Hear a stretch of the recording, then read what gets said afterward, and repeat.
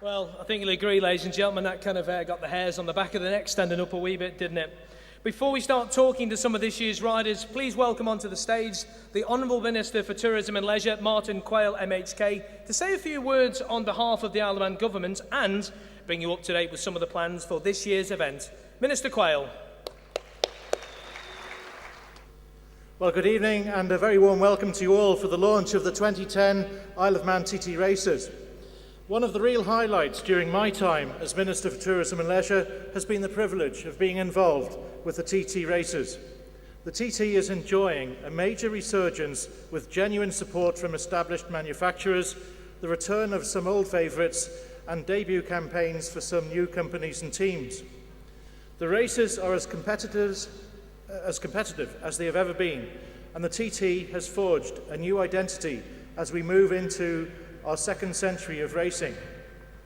We're also approaching the 100th anniversary of racing on the mountain course, and plans are already being developed to celebrate appropriately that centenary in 2011. Traditional bikes and classes now sit alongside our newly developed clean emissions race in the paddock, and the TT Zero race is expected to showcase groundbreaking technology from these incredible entrepreneurial electric motorcycle racing teams. The Isle of Man has become synonymous worldwide with the TT, and our island has received fantastic global coverage as a result. Indeed, you could say that the event displays the same resilient characteristics as the island's people. We are in a tough financial market, and the Isle of Man has not been immune to the prevailing commercial climate. Our motto, Quoquoca Jacera Stabit, whichever way you throw us, we will stand, is as relevant today as it has ever been. In exactly the same way, the TT has experienced ups and downs in the past, with critics who do not understand the rationale of the event and look to undermine it. Yet here we are, heading for our second century of racing on the mountain course, and in 2011, in a period when the global appeal of the races is perhaps at a new peak. Global media coverage and a worldwide television audience, as well as the number of visitors who continue to visit during the fortnight, are a testament to the event's enduring appeal. We have also this year moved to secure the long-term future of the event. Following an extensive tender process, we have extended some commercial contracts for PR services, the official website and official race guide and programme, and we are also welcoming some new commercial partners who will help us to achieve the long-term vision that we have for the event. North One Sport, Motorcom and Regency Travel have come on board to join Duke, Man in Media and Redpoint PR in generating the profile and revenue to take the TT and the event really to the next level. It's a particular source of pride for me that the majority of these partners are Manx-based businesses, and it's great to see them playing such an important role in the event. The official iomtt.com website has been redesigned and redeveloped, and as of this evening, anyone logging on to the new site will see the new design. I'm also pleased to report that this year, live timing and race commentary will be available free via the official TT site to encourage as many people as possible globally to follow the TT races. We also have a number of companies that help us to deliver the TT. ACU Events are on board as the race organiser.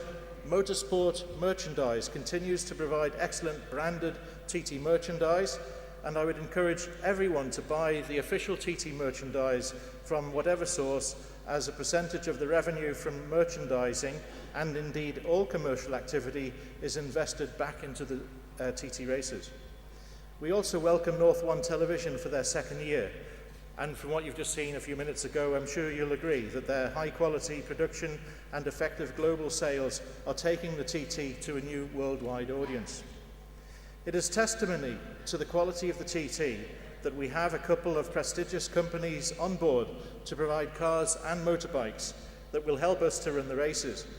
We've agreed a deal with Porsche to provide the official cars, including roads open and closed vehicles, while Suzuki will be celebrating their 50th anniversary of racing on the Isle of Man this year by providing the travelling marshals' bikes. I also have to thank all of our commercial sponsors and licensees, both on and off island companies, many of whom have made long-term commitments to the event, which helps us with the development and planning for the TT.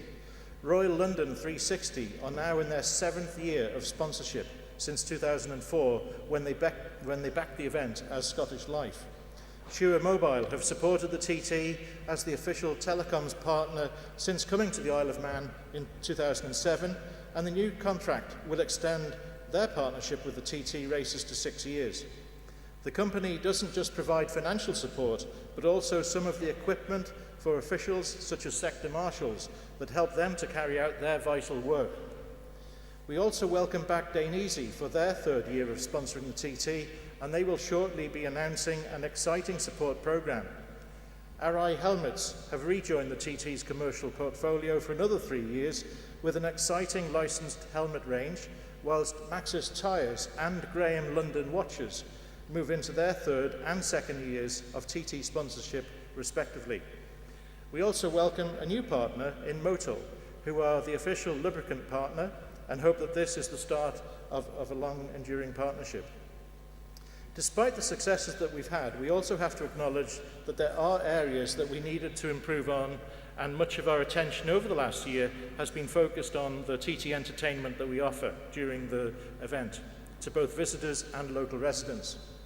We have to be honest and say that in responding to criticism of previous year's entertainment, the changes introduced last year also met with much criticism, and we therefore accept that we didn't get it right, but subsequently we carried out detailed research during the remainder of 2009, and the prominent feedback was that whilst the racing was at a level that reflected the event's stature, more could be done to occupy visitors and locals away from the track. I made a personal commitment following last year's races that we would improve our entertainment offering, and that's exactly what we've done. We have developed an extensive programme of activities throughout the fortnight with a particular focus on the 7-day race week. As well as a mixture of high-profile bands and local artists, we've also developed a bike-themed film zone, comedy shows, chat shows, celebrity quiz nights, and big screens replaying the race action in fan zones. The fun fair will be back with 2 separate areas on the promenade, one providing the high-tech adrenaline rides and one for more traditional fairground rides for the children. The ever-popular Red Arrows RAF display team will again be performing flypasts during the week, and this year they will be joined by a range of other air displays.